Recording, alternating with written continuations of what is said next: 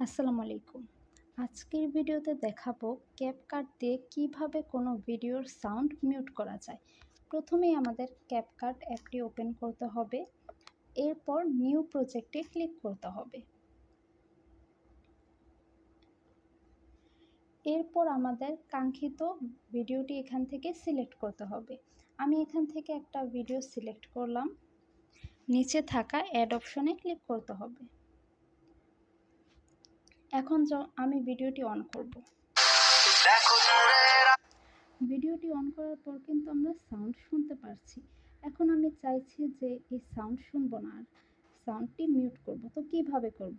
এই যে কিনারে থাকা মিউট ক্লিপ, এই অপশনে ক্লিক করব।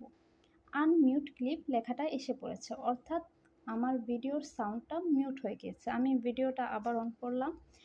এখন কিন্তু আমরা ভিডিওর সাউন্ড শুনতে পারছি না, শুধুমাত্র ভিডিওটি দেখতে পারছি।